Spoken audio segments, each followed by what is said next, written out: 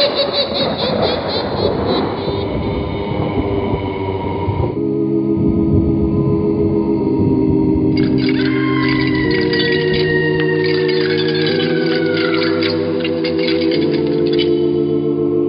Mysterious Old Radio Listening Society podcast.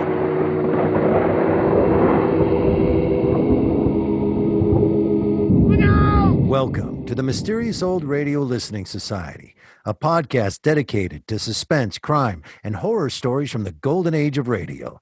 I'm Eric. I'm Tim. And I'm Joshua. We love mysterious old-time radio stories, but do they stand the test of time? That's what we're here to find out. It's still 2020, and thanks to COVID-19, we join each other via Zoom to bring you the second installment of a 6-part Suspense-o-rama featuring suspense episodes selected by you, our mysterious listeners. Kitty writes, I humbly request Dime a Dance from Suspense starring Lucille Ball. I think it's a super creepy episode for the most part. I have thoughts, but would love to hear yours. Suspense aired on CBS from 1942 to 1962, racking up 946 episodes in total, most of which still exist today. Suspense specialized in edge-of-your-seat crime stories with an unexpected twist at the end. The program's smart scripts and high production values attracted A-list Hollywood actors, many of whom appeared multiple times throughout the program's 20-year history. One such star was Lucille Ball. In the 1940s, Lucille Ball was the queen of B-movies, starring in films like The Marines Fly High, The Dark Corner, and Dance Girl Dance. It was on the set of Dance Girl Dance that she met her future husband, Desi Arnaz. In 1948, Lucy landed the role of wacky housewife Liz Cooper in CBS Radio's My Favorite Husband, a comedy series that would become the template for Lucy and Desi's groundbreaking television sitcom, I Love Lucy. Between 1944 and 1951, Lucy appeared in 6 different suspense stories, including 2 with Desi Arnaz. Dime a Dance was adapted from a short story by William Irish, one of the pen names of suspense novelist Cornell Woolrich. Although never as critically acclaimed as Dashiell Hammett or Raymond Chandler, Woolrich's doom-laden tales of suspense had a significant effect on film noir. Between 1938 and 1956, Hollywood adapted 17 of his novels and stories, including the short story It Had to Be Murder, better known by its film title, Rear Window. Radio loved Woolrich too. His stories found a home on Escape, Molay Mystery Theater, and Lux Radio Theater. However, no radio show fit Woolrich better than Suspense. Over the course of its 20-year history, Suspense featured a whopping 23 Woolrich stories, making him the program's most adapted author. And now, let's listen to Dime a Dance from Suspense. First broadcast January 13th, 1944. It's late at night and a chill has set in. You're alone, and the only light you see is coming from an antique radio. Listen to the sounds coming from the speaker, listen to the music, and listen to the voices.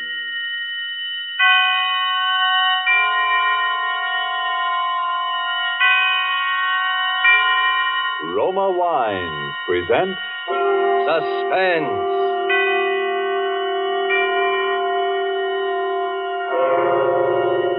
Roma Wines, made in California for enjoyment throughout the world.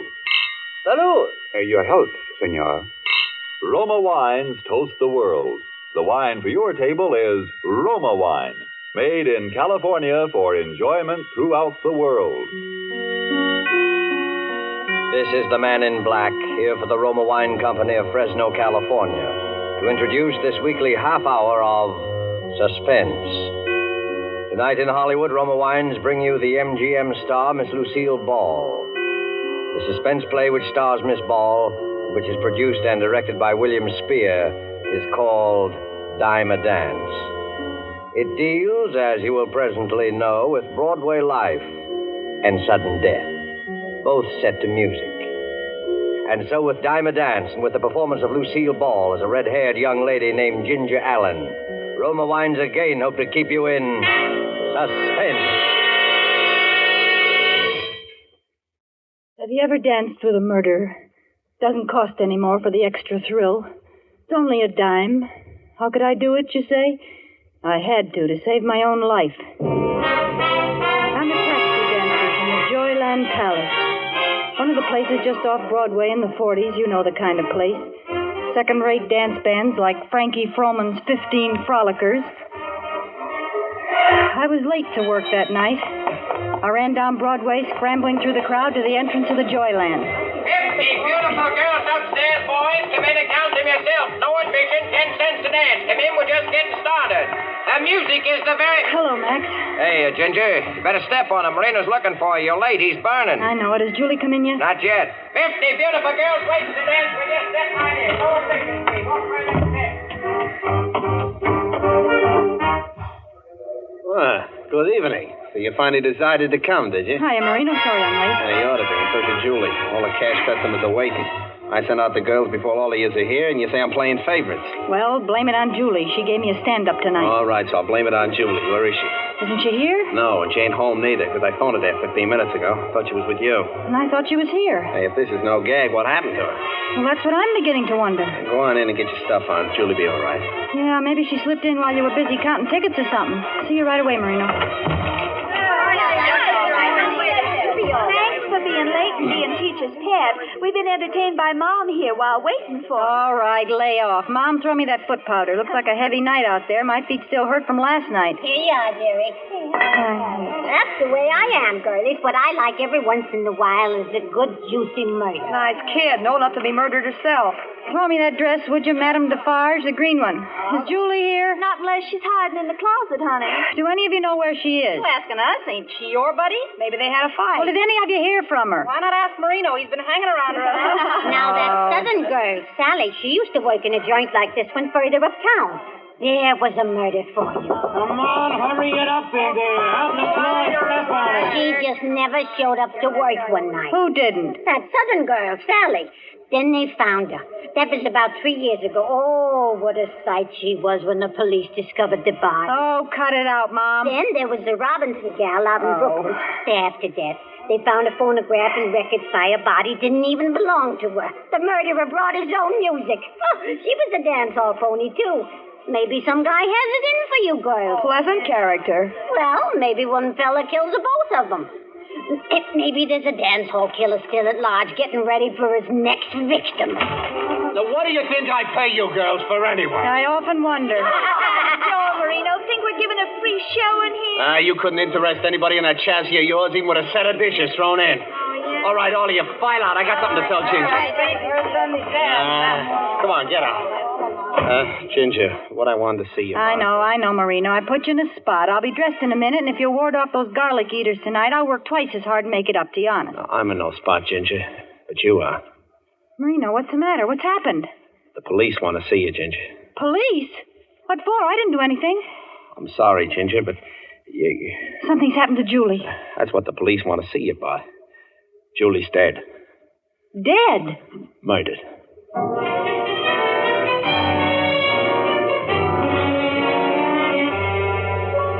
Tonight in our Suspense Theater, death is a dancing thing. Roma Wines is bringing you Lucille Ball, a star of suspense, in the Cornell Woolrich story, Dime a Dance.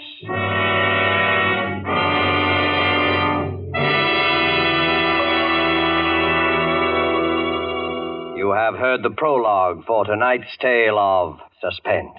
Before we return to the scene of our drama, let me say just this.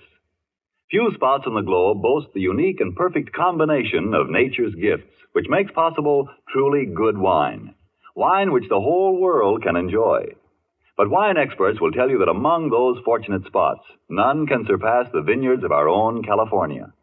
From these renowned California vineyards come Roma wines. Wines so perfect in flavor, so delightful, that they are enjoyed in many countries of the world. To us in America, Roma wines are an everyday treat, for we may buy them at an astonishingly low price, since we pay no import duties or expensive shipping costs. Do you enjoy a delicious tangy sherry? Tomorrow treat yourself to a glass of Roma California sherry. We're sure you will agree you've never tasted finer. With your first sip, you'll understand why Roma wines are America's largest selling wines. Tomorrow, ask your dealer for your favorite type of Roma wine, made in California for enjoyment throughout the world. And now it is with pleasure that Roma Wines bring back to our soundstage Miss Lucille Ball in Dime a Dance, a tale well calculated to keep you in suspense.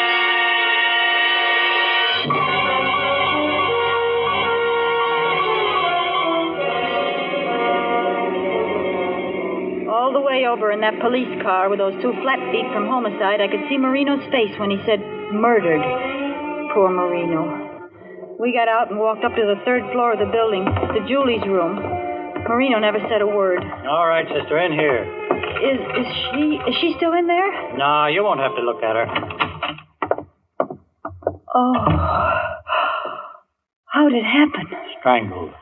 Well, why didn't she yell out? There were plenty of people around. Now, look, Ginger, we're asking the questions. Oh. Yeah, but since you raise it, we figured the person who could get close enough to kill her was someone she felt safe with. She was murdered by someone she trusted, by a friend. Well, I was the only friend she had. Yeah, so they tell us. Unless she had a boyfriend. And who was her boyfriend? Yeah. If she was strangled, where did all the blood come from? Flatfoot didn't answer Marino. He shut up all at once, as if he didn't have the heart to tell us the rest of it. His eyes gave him away, though. I got the whole score just following his gaze around the room. First, he looked at the little phonograph. By using bamboo needles, she could play it late at night. Soft, so no one could hear it. The needle was worn down halfway, all shredded as though it had been played over and over. Then his eyes wandered to a flat piece of paper that had 8 or 10 shiny new dimes on it. Some had little brown flecks on them. Then his eyes went down to the rug. It was all pleated up in places, especially along the edges, as though something heavy, something lifeless had been dragged back and forth over it. You mean he danced with her after he killed her? Gave her a dime a dance even then? Now, will you tell us? Who was her boyfriend? Play that record. Maybe she'll remember some guy they both knew who was hipped on the piece. It was the only one he played.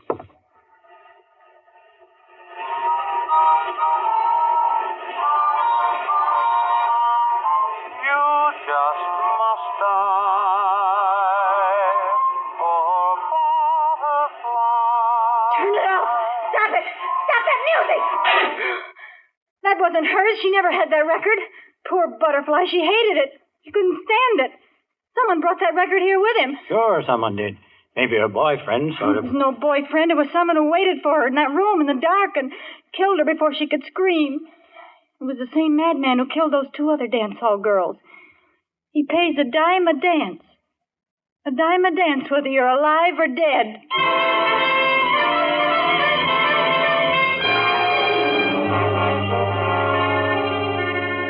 Back at the grind. The flat feet let me go. Nobody told me anything. Sometime when you have nothing better to do, you try dancing with a couple of 100 guys a night, asking yourself each time one of them wraps his arms around you, is this the killer? Has he a knife in his hand behind my back? Say, can I see you a minute? Got a ticket? Yeah, but I don't want to dance, Ginger. I want to talk. Well, it's your dime. Say, how do you know my name? What, just happened to? Who are you, anyway? Recognize those 2 guys leaning against the wall? The 2 flat feet? And I'm the third. Nick's the name. Well, what about about her boyfriend? Relax. We have proof it wasn't her boyfriend and wasn't you. Oh, then you expect him to show up again after what he's done already, huh? We just got the report on those other 2 girls. They were killed by a maniac who played poor butterfly. Also, the fingerprints in all 3 cases match. He'll keep it up until we get him. Well, how do you know what he looks like? We don't. We only know he isn't through yet. That's why I was assigned to protect you. Protect me? Yep. Keep my eye on you all night while you work and then take you home right to your door. Marino knows about the other 2 dicks, but no one knows about me. Fact is, headquarters told me not to tell even you. Then why did you? I just saw how touchy you are. I don't want you to misunderstand my intentions. Well, what if someone asks me who you are?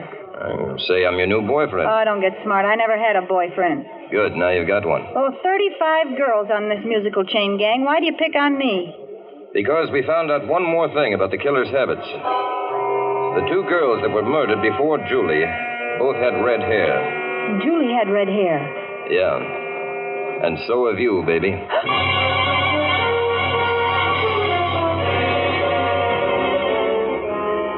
So I was set up as victim number 4. Nice thought. But every night, like the milkman, just when the girls filed out to feast the arms and eyes of the wolves, there was Nick.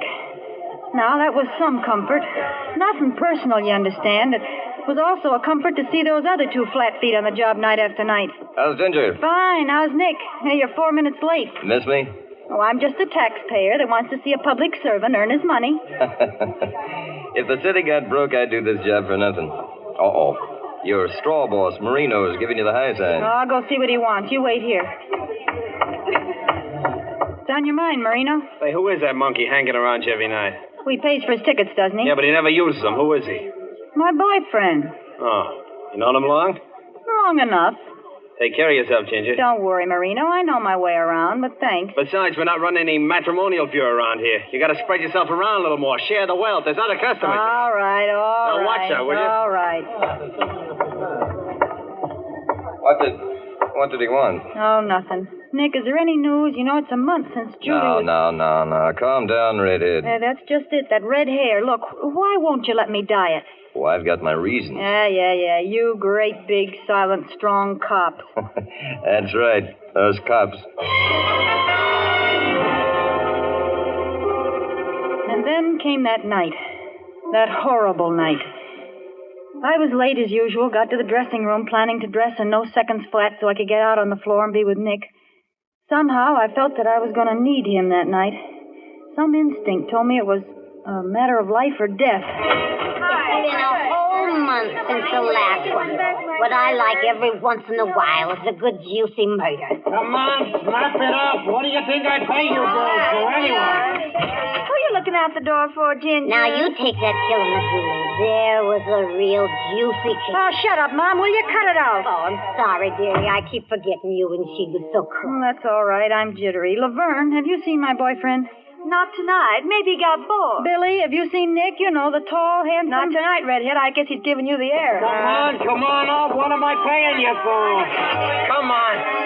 What's the matter, Ginger? You look like you've seen a ghost. What are you looking for out there? What's so fascinating about the clock? Marino, they're not there. Where are those 2 flat feet?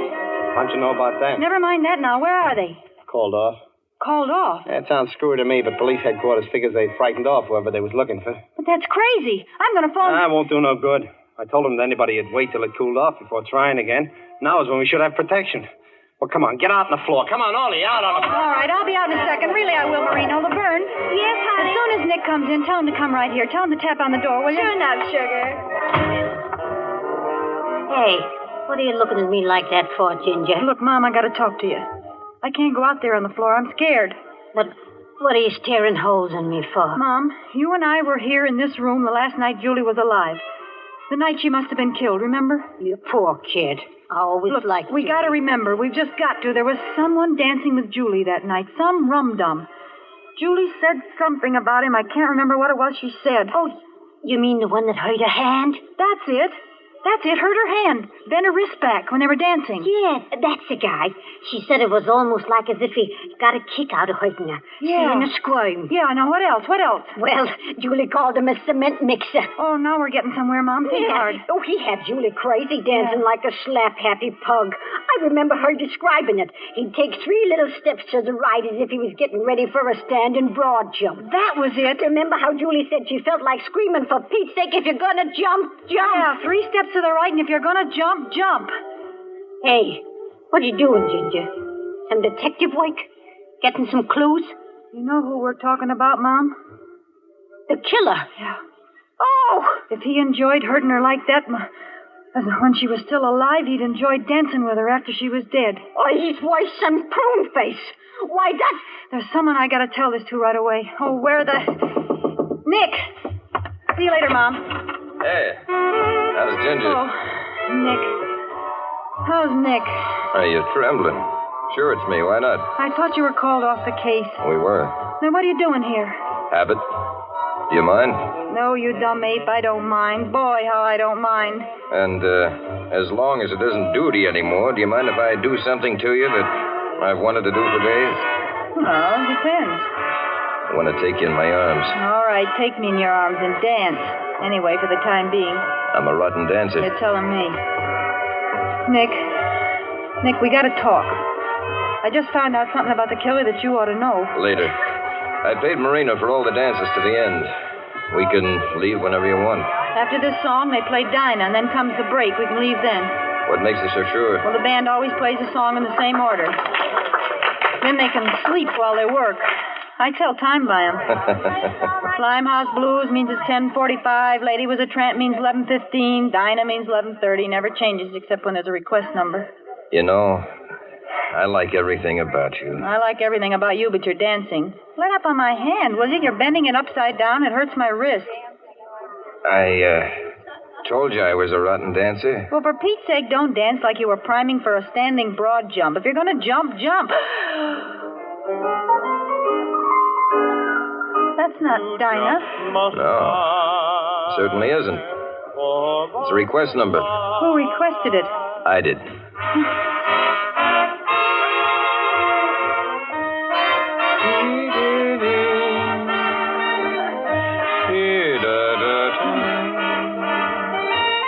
What's the matter, baby? I look sick. I feel just awful. I do feel sick.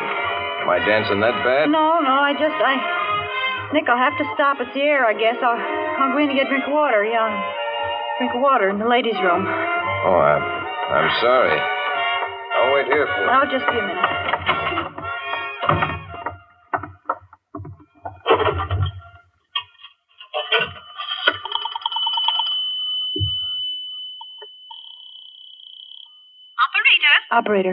Operator, give me the police department, homicide squad. Police department, homicide, right away.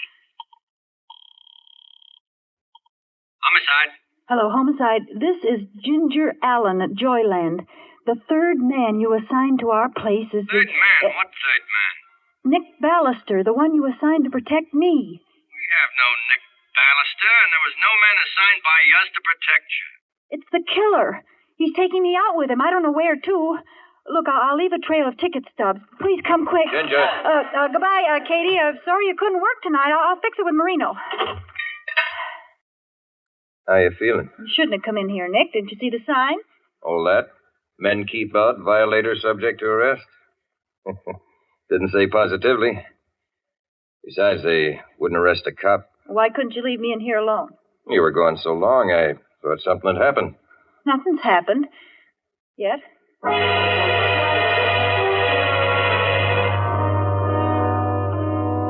Don't ask me how, but I kept up a patter while we walked.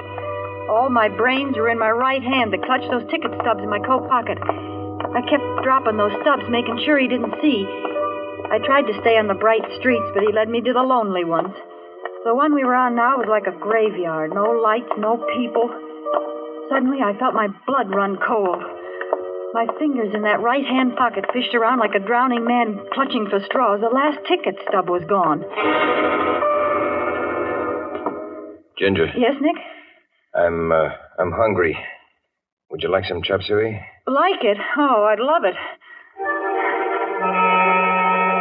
He ate that chop suey with an appetite, like a guy who had work to do. Work he was going to enjoy. I side-sneaked a glance at the jukebox without turning my head, just my eyes. What a relief. All kinds of songs, but no poor butterfly.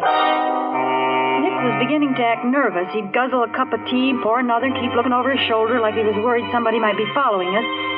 Then he'd grin like he used to and reach over for my hand. He pressed my fingers till they hurt. Hard, like he never pressed them before. I guess he couldn't wait. And suddenly he stood up. Ask the waiter for the check, Ginger. I'm just going to wash my hands. Then it's time we left. Waiter, quick. Yes, ma'am. What will it be? I'm leaving. When my boyfriend comes out, tell him you think I went back to the powder room. Gag, he's a deadbeat. I want to shake him. Maybe don't understand. Marino, how did you get here? Mom told me, and I followed your ticket stubs. He almost saw me. Come on, quick. Marino, thank heaven you got here. Hurry up.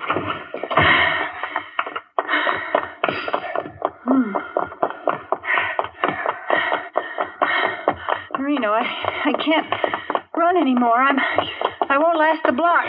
You won't have to. There's a vacant house in the middle of the block. Here, inside. fast. I think I see him coming. It's all dark in here. Well, no one lives here, that's why. Here, I'll light this searchlight. Yeah. There's the stairway leading upstairs. Oh. Go ahead. Now, watch it now. Don't trip. Them stairs is broken. Yeah. Now, through this door. Oh. Here's a candle and a match.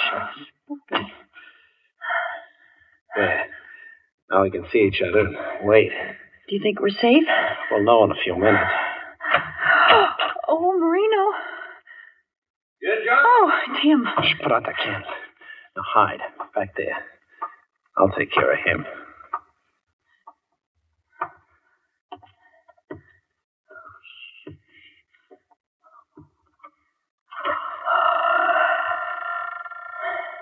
Ginger. It's him. All right, you act for it. We'll see about that.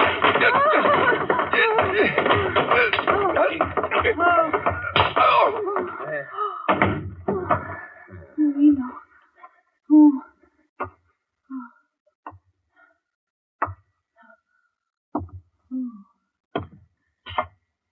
Who is it? Who is it? Answer me. Answer me, please.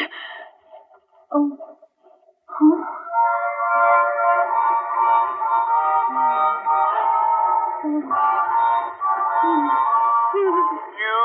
Oh, my God. Oh, go on. Kill me. Get it over with. Oh, why did you stop the music? We danced from the beginning of the record. Marino. Yeah, Muriel. You think you could hide from me with different names and different faces? Marino. Why do you call me Muriel? What are you doing? I'm Ginger, don't you remember? I'm Ginger Allen. Each time you tell me a different name, Muriel. But you can't get away by changing names. Marino. The first time you changed your name was when you married me before I left for Europe with that operetta company. You remember? The orchestra played Poor Butterfly when you promised to love me forever. Help me. Somebody help me. Yeah, well, the next time you changed your name was when you thought I was dead. Lived on my insurance and married another man. Oh, please. No matter how many times you change your name, Muriel, I'll find you. No, not me. You killed her. You killed her, Marino, again and again. You only killed her last month, Marino. Each time I think I have, she rises again. This time I'm going to kill you and your lover. This is the last time. Oh, Nick! And now we dance. Now we dance. Here are your dimes. They're all you were going to like. Yeah. And now we dance. And then you just must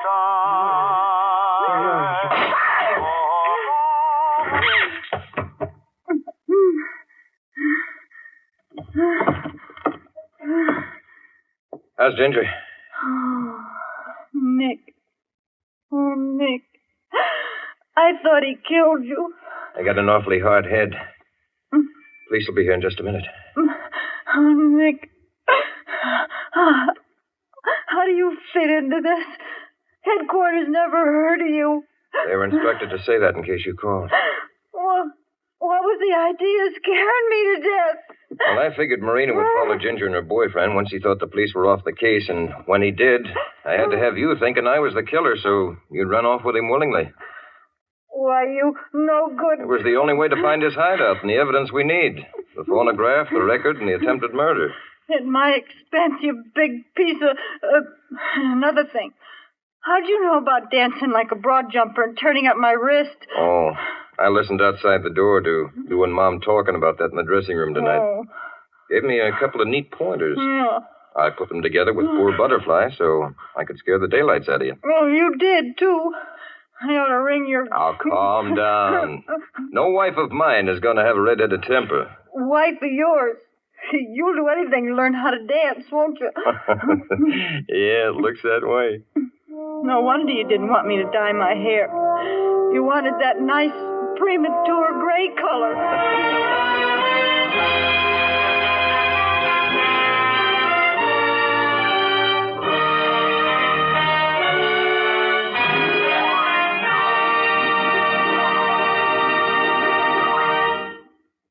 And so closes Dime a Dance, presented by Roma Wines, and starring Lucille Ball. Tonight's tale of Suspense. In just a moment, we'll hear again from Miss Ball. First, though, let's visit a glamorous casino somewhere on the sunny Caribbean. Smartly dressed people stroll about the gardens. The strains of a Cuban song float out. Two men watch from a table on the terrace. One is a Cuban, the other a North American. One is about to propose a toast. To your beautiful country, Jose. I drink to that. Now I propose a toast. To this wine in which we drink our toast.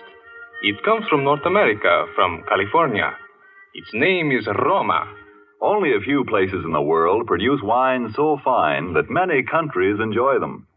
And among these enjoyable wines are Roma wines, for they come from vineyard districts that are among the finest in the world, our own sunny California. What better testimonial to the quality of Roma wines could you ask than the fact that Roma wines are made in California for the enjoyment of the world?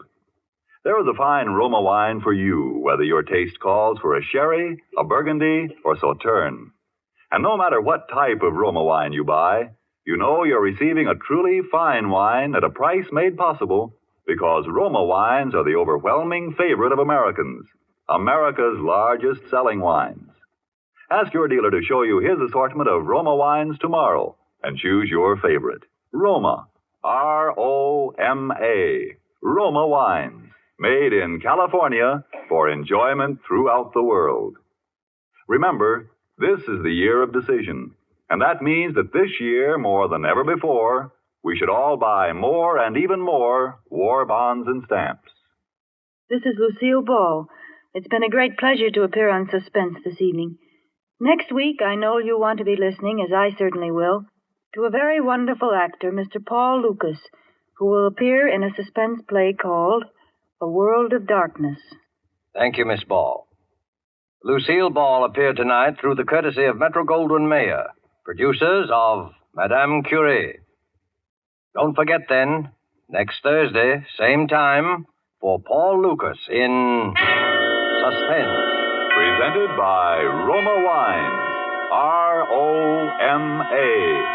Made in California for enjoyment throughout the world.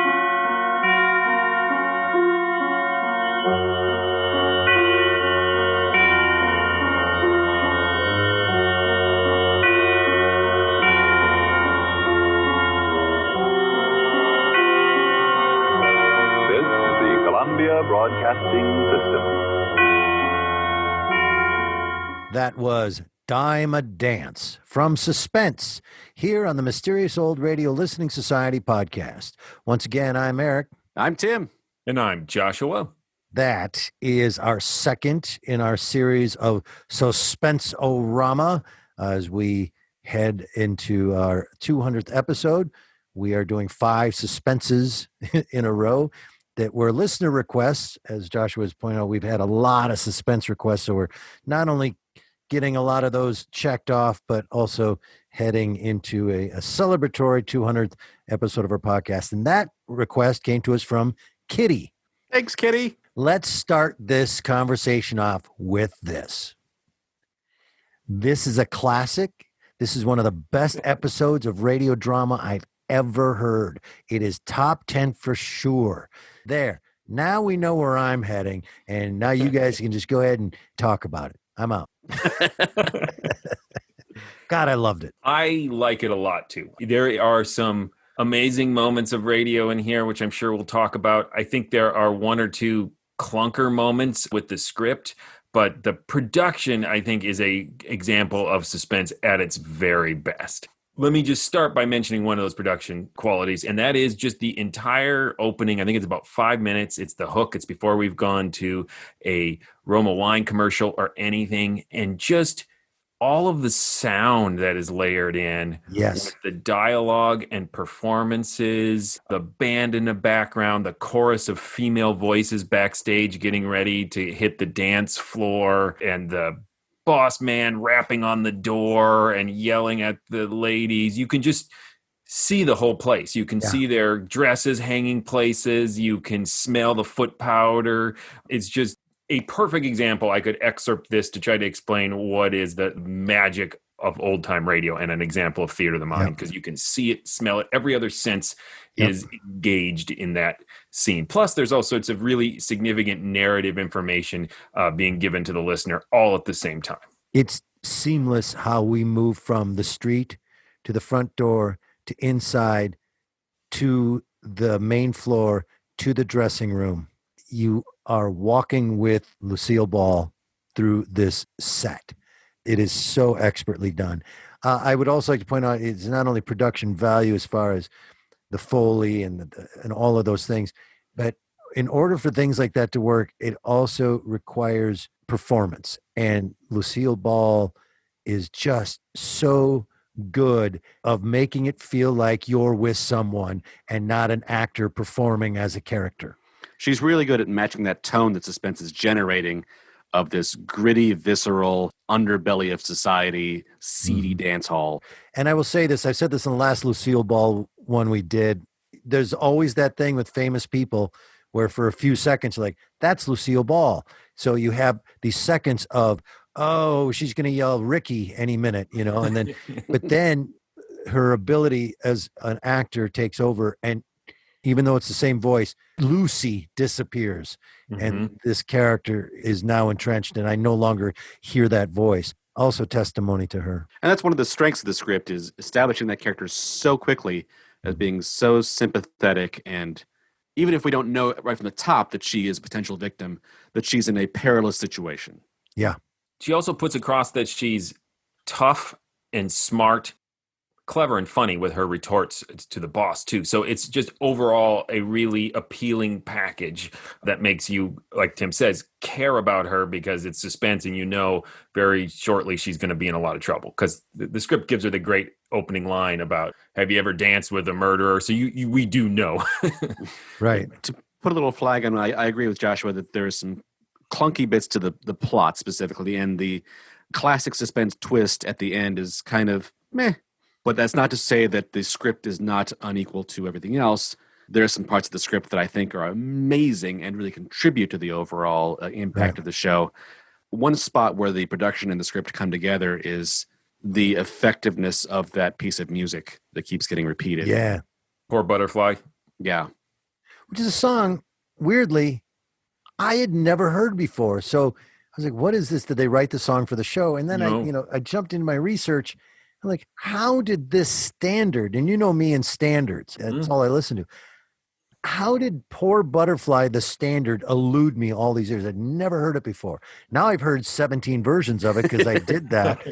Duke Ellington and many others. And you're so right, Tim, that upbeat, happy song becomes morose and terrifying. And it's from the get-go of when on the crime scene and they start playing the music and Lucille Ball's character reacts so strongly.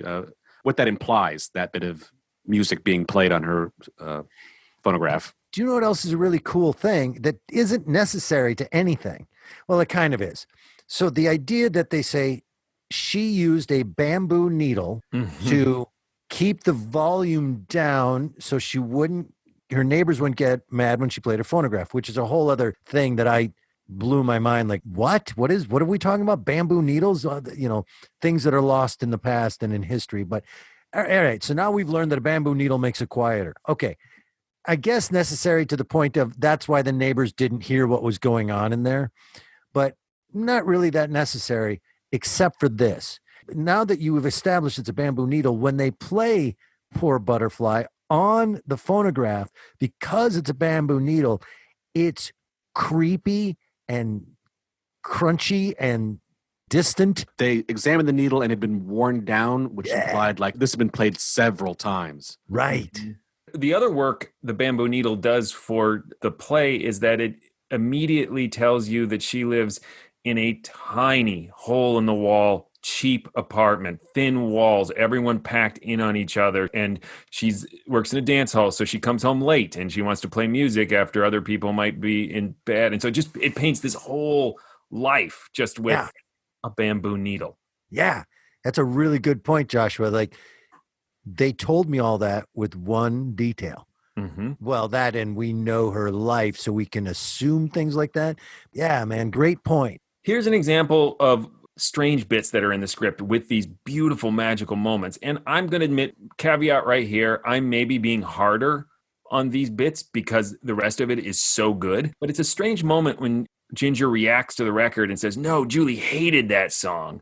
It's kind of a red herring. It made me think that there was something very specific to that song. Or it's just a coincidence that the murderer happens to be using the one song that Julie has talked about. I understand exactly what you're saying. I think it's plot-wise, writing-wise, a way to firmly establish she was not listening to this voluntarily. Exactly. But compared to some of the nice subtle beats like the bamboo needle, that's what I mean by there are those moments that are a little ham-fisted compared to other very elegant moments in the script. For me, that was part of the subtext of this story that they pull back on at the very end, but I don't think I'm working too hard to imagine it, of how close these two women were, how much a deal is made of she doesn't have a boyfriend, she doesn't want to talk about her boyfriend, how upset she is when she goes missing. They seemed like they were a couple up until the end, which, still maybe she's bi, you never know, but of when, like, okay, we've solved this murder, I've abused you all night, marry me. She never says yes. And so in my head, she's just, making jokes, pulling herself together. We cut to the Roma wine commercial and she just tells him to go straight to hell. It's so true, Joshua. The typical way would be, when he says, no wife of mine. Oh, she doesn't swoon. Yes. She doesn't swoon and say, oh my God, yes, I'll marry you. She just kind of says, yeah, okay. Okay, slow down there. All right.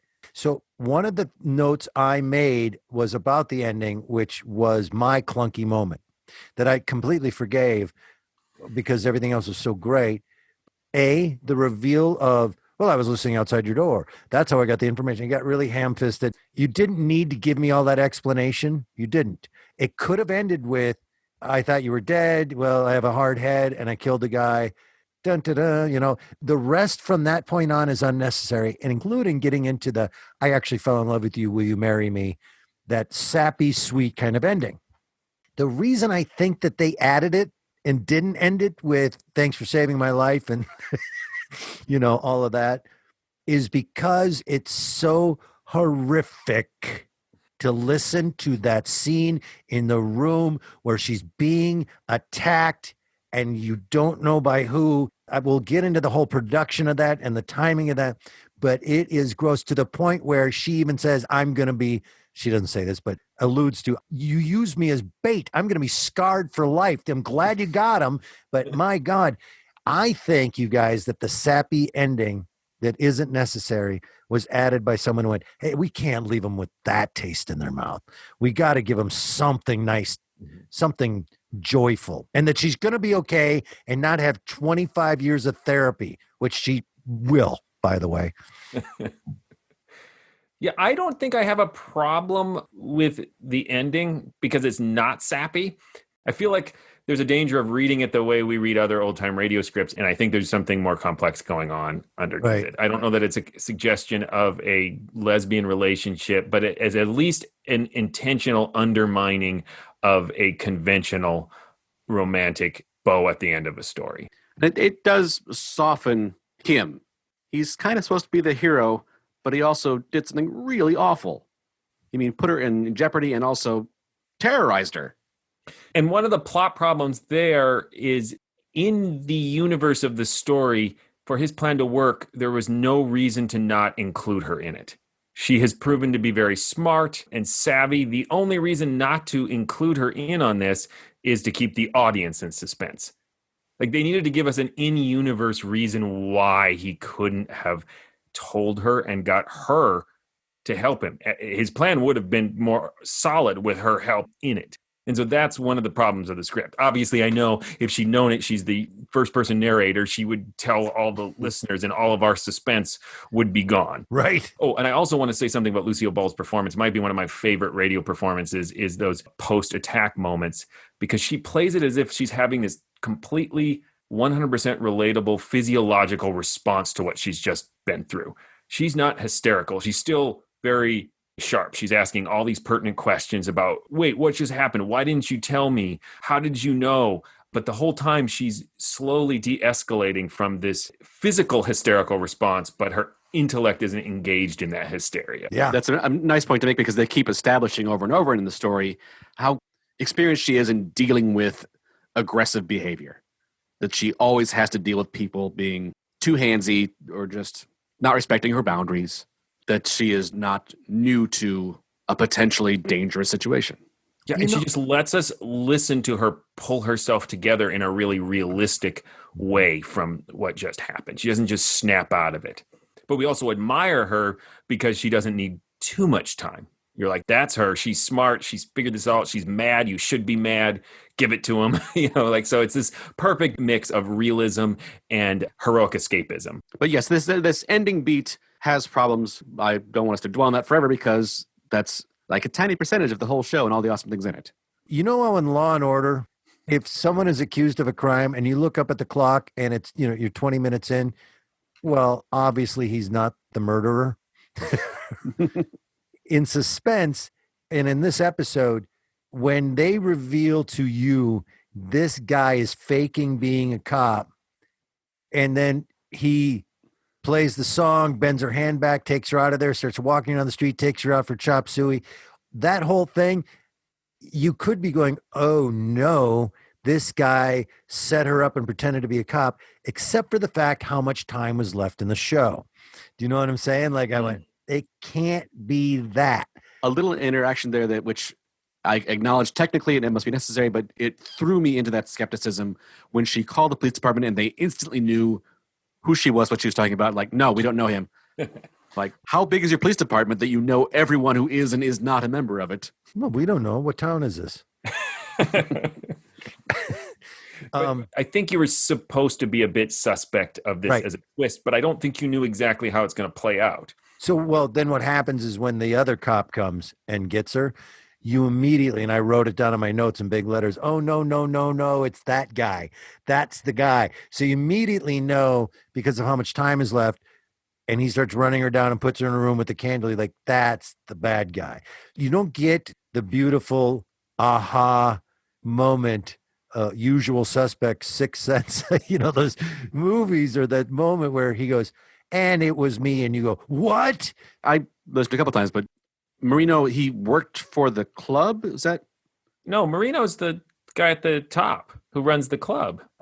Yeah, he knew who the cops were. I had trouble tracking his place in the story myself. And part of, I think, the confusion is once he reveals himself as the killer, he goes into crazy voice mode and he alters the tone. Right. And they put the one clue right at the top that it's Marino when they're talking about where's Julie. Mom from backstage says, and she's been spending a lot of time with Marino. I don't know why it got into my head that he was one of the detectives at the top, Marino. Nope. Doesn't matter. I still enjoyed it, even though I got it wrong again.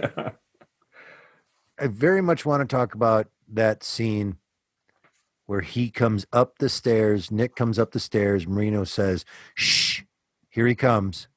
Till the end. The quiet, the footsteps, the no music, the breathing of Lucille Ball. You hear her calling out, her screaming, the fighting in the dark. You don't know who's won. Then her being attacked by Marino. And her attacking she's crying and begging, and they've got the poor butterfly playing again, and the gunshots and the screams and the record scratch, and it feels agonizingly long, but it's really seconds. That 2 minutes or whatever it was is some of the best horror suspense radio I've ever heard. It is a terrible place to be, and it was really difficult to listen to her getting beat up. Really difficult. It's great radio, but I'm mad at them because I could picture it. So kudos. That's the skillful thing they pulled off, too, of making what's happening ambiguous and mysterious, but never confusing. Like, they're fighting is what's happening.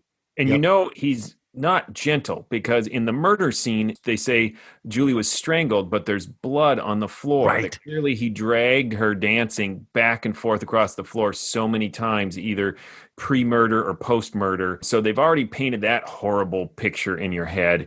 So then when you're hearing it happen, it adds to the violence in your mind.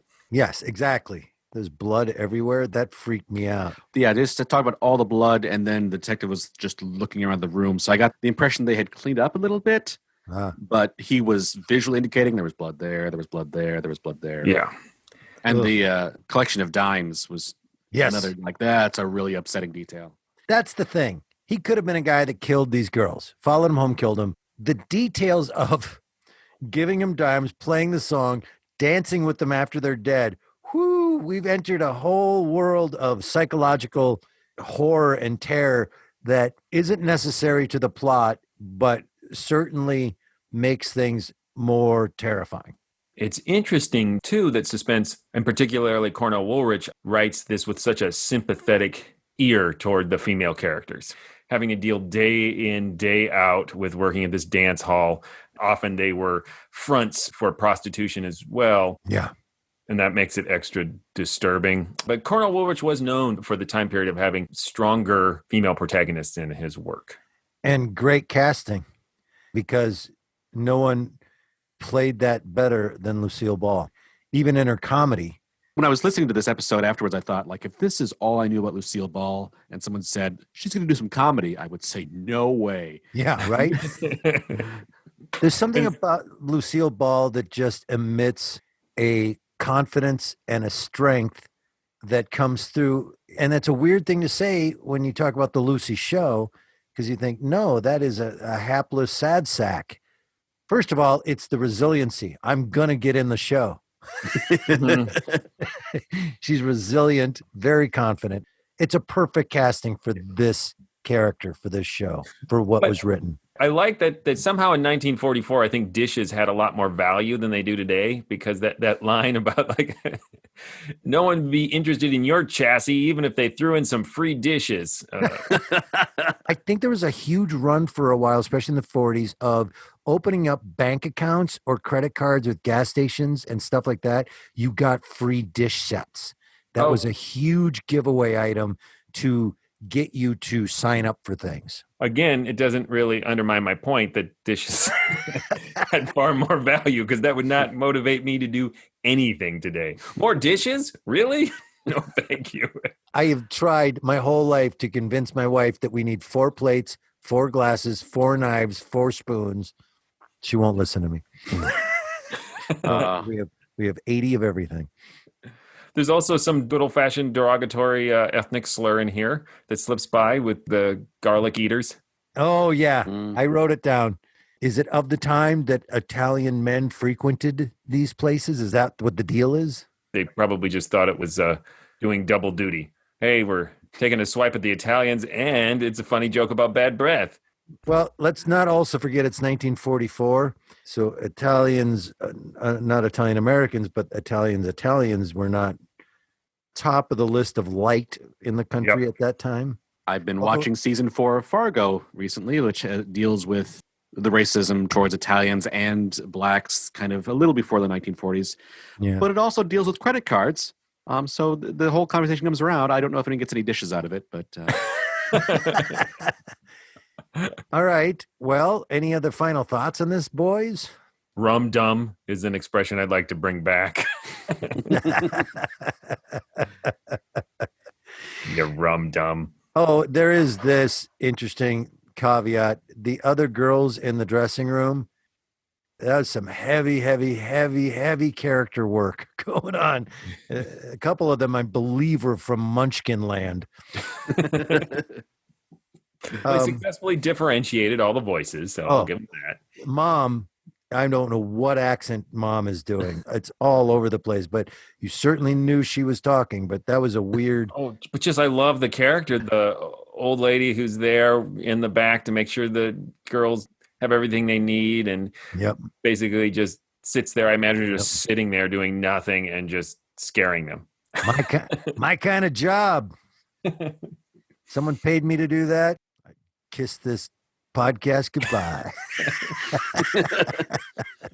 No, I wouldn't. All right. Like that business could come back of you could dance with a little lady for 10 cents. 10 cents isn't much, but it's also you're like, yeah, you're just gonna dance for a song. You know, it's just nice dancing. Yeah, Josh was right though. I mean, there was a very not talked about thing that it wasn't just nice dancing. And they wasn't just a dime. Marino even says to her when she's just hanging out with Nick the cop, like, you got to spread it around, spread the wealth. And so it has all that really oogie, unfortunate language to it, that they're a commodity and they're there to be spread around. I like Tim's thought, though, like, wouldn't it be nice if you paid dime, just have a nice, pleasant, ungrossed dance with somebody? Like hands on hips, 8 inches apart. Yeah, just like, thank you. Rock back and forth a little bit. Thank you for validating my existence for 2 minutes. And here's a dime. All right, vote time. I've already said mine, and I stand by it. Classic, stands the test of time. Just a beautiful job. I loved every minute of it, especially when we get to the room at the end, and that 3 minutes is some of the best radio I've ever heard. And Lucille Ball is brilliant. So that's it. Yeah, I agree with you. I will also call it a classic a little begrudgingly because I usually love script above all else. And what really, really makes this a classic is performance and the production. The script has a couple sour notes and some quite good things, but particularly the production is so successful. It's worth for any student of audio drama to hear this. And that's a great way to put it, Tim. Production-wise, this thing is flawless. Yeah, I can't argue with the production side of this and the casting side of it. Lucille Ball is just perfect in this. But like Tim, I'm a script guy, and I just have a hard time over some of the clunky dialogue. We didn't even talk about the whole repeating word for word what she had just said to Mom backstage about when I say jump, chomp, as if she totally forgot saying those exact words 2 minutes ago.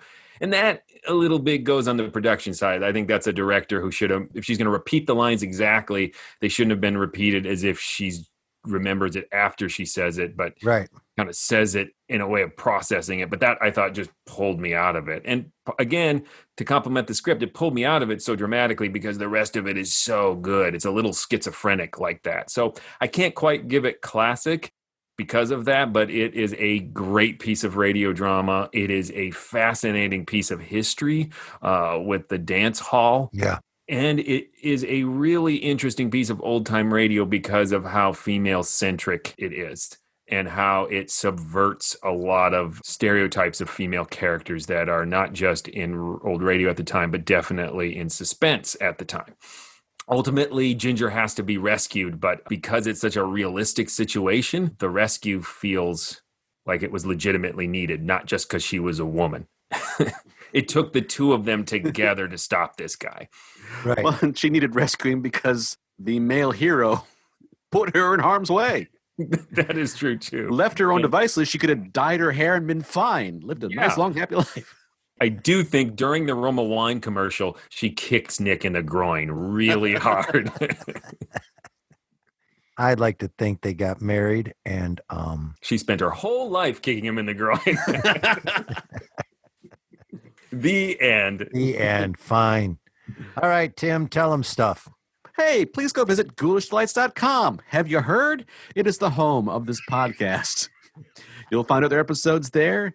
It's a great way to get a hold of us. If you have episodes of Suspense you want to add to our incredibly long list of Suspense episodes, or any episode you want us to listen to, we'll add it to the list. You can also get links there to our social media pages, participate in conversation either there or in the comment section of episodes. We are available on all kinds of podcast streaming services, including Spotify. You can also go to patreon.com/themorals and support this podcast. We really appreciate it. We've got monthly members only podcasts. We've got monthly Zoom happy hours that we're doing with our patrons. This month, I believe we are all getting together on Zoom to discuss an episode of Suspense, fittingly enough, one of the 60-minute episodes in a lonely place. So become a member and join us for that discussion. And if you'd like to see or hear us, I should say, perform live, we do original radio dramas and recreations of the original broadcast with the Mysterious Old Radio Listening Society on stage. You can get tickets by going to parksquaretheater.org. We do shows with them monthly. We record them together, and then we do the intro. You listen like old-timey times. You gather around the computer and listen to our radio program. And then we stick around for some Q&A, which seems to be popular. Tickets are cheap, and just go to parksquaretheater.org and see our next performance dates and purchase a ticket that way, and you'll get your link for the night of the performance. All right, what's coming up next? Next, we will be listening to Roibashinka. Until then... That's the way I am, girlies. What I like every once in a while is a good, juicy murder. All right, lay off.